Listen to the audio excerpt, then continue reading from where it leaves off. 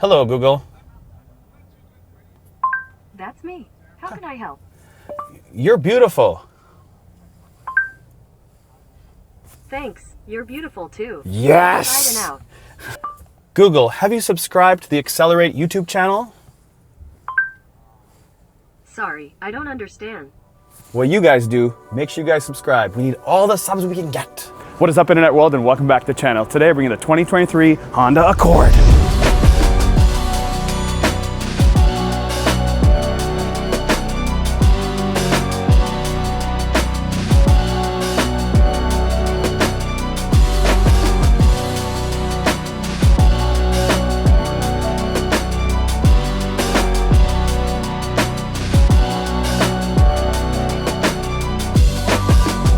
So first things first, I did a lot of research on this Accord, and all people were talking about how they don't like the design. But in person, I'm not lying to you, this ground up, fully redesigned Honda Accord is beautiful. I'm looking at it and I'm like, why would anybody buy the Acura? This thing is beautiful. You have to see with your own eyes. It has a minimalist design. It's fully ground up, as I mentioned, but it's classy now. It's not like edgy, trying to be different, trying to prove itself in the world. This is the 11th generation Honda Accord. 11 generations. Let's be honest, I thought it was the 40th generation because the Accord has been around for so long, way longer than I've been alive. How old do you guys think I am? Now under the hood, we have two engines available. And I first want to tell you that you cannot get the 2-liter anymore. Right now, you can only get the 1.5 liter that makes 192 horsepower and 192 pound-feet of torque. And then you have the hybrid version that makes 204 horsepower and 247 pound-feet of torque. Now the problem is they got rid of the V6 and now they've got rid of the 2-liter. And people are disappointed, myself included. We need more power, and that's something I felt in the HRV as well. I felt like it didn't have enough power. I feel like the CRV also doesn't have enough power. Honda is pushing fuel economy and small little engines as the future, or at least it seems to be that way. So if we start off with the headlights here, it is narrow, sharp, and sleek. You have these LED DRLs right at the top here, and then you have the LED, 3 of them, right there. But you'll notice that the hood and the bumper sort of come out and these lights are recessed in, which is cool because it creates this sort of 3D effect of aggressiveness, yet minimal. And underneath that you have your parking sensor, and underneath that you have a functional little vent here. There are no fog lights because they are built into the headlight. And then you have this black lower valence trim that scoops all the way to the outside. And then you have this black grille with this triangle effect, but then you have these horizontal lines, 1, 2, 3, 4, 5 of them. And then you have this new big Honda badge where I assume the radars are hiding. And then when I look inside, they do have flaps. They open and close, obviously, to get the air into the car. And then underneath that, you have this black, sort of plasticky black, which probably nobody looks at, but it keeps it very smooth and linear across the front end. So serious question, did all Honda owners complain enough that they were worried about gas mileage that they got rid of the big engine? And by big, I mean 2-liter. But you didn't do that on the Pilot, so why get rid of it now? Keep it. Anyways, to the side. And this is where the sleekness comes into play. It is nice and long, but if we start with the front here, you have 19-inch wheels. Take a look at how fancy these things are.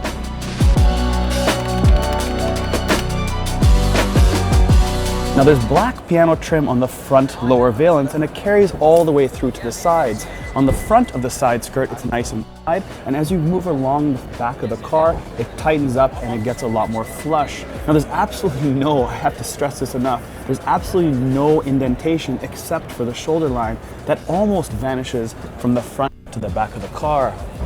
So on the back here is the biggest change. Look at these taillights. I love how they've put these taillights that flow all the way down the center and stop at the smallest Honda badge ever. So different than the back. I do like that they've changed it, that in the front of the vehicle you've got this big Honda badge, and on the back here you've got this tiny little bitty one. And on the back here there are no exhaust pipes. You can't see it. There is one on this side.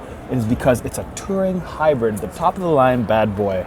When I push this, it is not power trunk, it's manual. Maybe at the Accord touring level this should be powered. What do you guys think?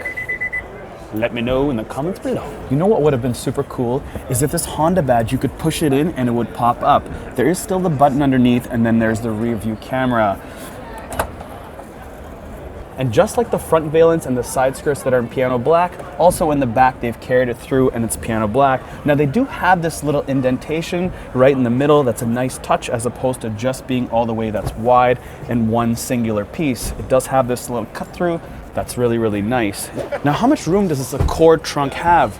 Let's find out. Accelerate style. Oh my God, you got so much space. You can fit 3 of me. Now also in the trunk, you do have rear seat pull downs. You can pull this and then it's a 60-40 split and then you have the left side and the right side that comes down. Now how about underneath this tray? There is a nice fancy pump and there's no spare tire, a fix and go. Back seat of the Honda Accord. Now everybody wants to know how much space there is back here, and there's a ton. Headliner's good, or the headspace is good. I have basically like 3 fingers. Like, thinking about it, the Pilot had so much room in the third row because it was square. This thing's more sleek, more dynamic looking, more minimalist style on the outside. So headliner space, or head space, I have a decent amount. Leg room is where I totally kill it. Look how much room I have. Man, this is like 2 feet, feels like it. Now quality back here feels good. The leather feels good, it's nice and perforated in the centers. It does, as I mentioned, have 60-40 split. There's no panoramic, which is a little bit disappointing. You'd think a car at this price point level would have a panoramic roof, or at least have the option to buy it. As far as plugging in, there's no USBs, just USB-Cs in the back. There's 2 of them. There's 2 vents right there. There's nothing for me to put magazines or iPads in here, just on the passenger seat right there. You do have heated seats on my side and heated seats on this side. Obviously power windows, all that fun stuff. And then what about cup holders? Let's pull this back. I have 2 cup holders right here and then a little bit of an LED light to give some illumination in the back. But really, really impressed with this leg room. This is very, very spacious. A lot of space, crazy. Accord, you're pumping it up. Front seat of the Honda Accord. Nice. Now, it looks like a Civic, same sort of vibe. It's got a slightly different texture or triangular shape on this long stretched out dash. But the most important thing is the screen. They've put the big screen in. This screen is massive. It's designed for this car. Why did they put this in the Pilot? I have no idea. I like how it has Google Assistant now. It's just a nice, clean, like the pixelation and the clarity of the screen is much, much better than the Pilot. And now in front of me, the driver's display is the full driver's display. I've got the power ratios as well as the speedometer because this is the hybrid version, so I have the percentages.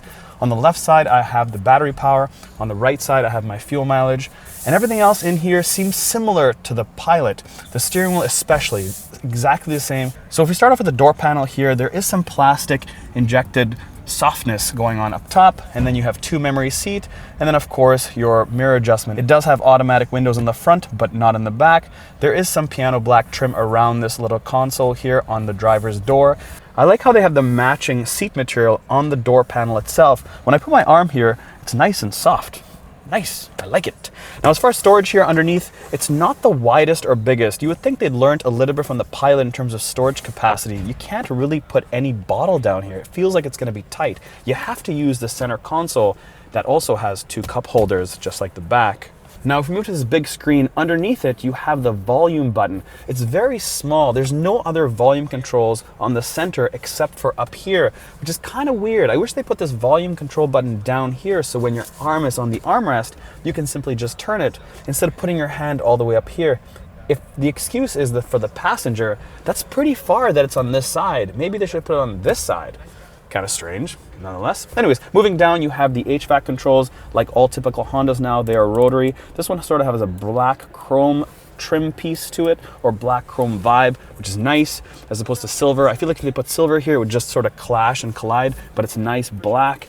Fancy, really fancy. And moving below from there, you have USB-Cs. You don't have any USBs in this car, just USB-Cs. You have 2 in the back and 2 over here. And then below that, you have wireless charging. I take my phone and I can put it there, and it's simply wireless charges. The only problem with these wireless chargers nowadays is that once your phone is there, what else are you putting in there? You can't put anything to the left, you can't put anything to the right. I know visually it looks really good to be in the center of the console, but really just one, it like takes away all this room. That's just my opinion. And then anyways, and then as far as design, they continue on with using the same color leather all the way through this console that gives it this luxury premium feel. They still have a stick-like gear shifter that's different than the Pilot, which has buttons. You'd think that they're trying to match everything together, that they'd keep up with what the Pilot is doing and maybe get rid of this. Or maybe the demographics of people buying this still want to have this like solid shifter to shift. And then moving below, you have the different drive modes and an E button for hybrid to force the hybrid on, battery power on. And then moving down, you have your electronic parking brake and then your brake hold. Let's see how much room we have under this super padded armrest. Is it slide? Negative. It just lifts up. Decent amount, and then you have a cigarette lighter that you can plug in and put some stuff in here. What would be cool is if they had an additional wireless charger that you could just put over here and it charges for the passenger, because again, manufacturers need to realize that there's not only one person in a vehicle that has or requires an iPhone to be charged up. I know USB-Cs and USBs are cool, but wireless charging is the future. It's so easy, so convenient. You want to take your phone, put it here, put it wherever. The passenger, not just the driver. Don't only think about me. Think about her. Think about the person sitting here. That is important, manufacturers. I hope you guys like this quick look of the all-new Honda Accord, that we can touch it, feel it, and get inside and show you guys what we see right here in the LA Auto Show. As always, thank you for subscribing, but keep your eyes peeled on more LA Auto Show content that we have coming. We've got a ton of it, and I can't wait for you guys to see it. We'll catch you on the next one.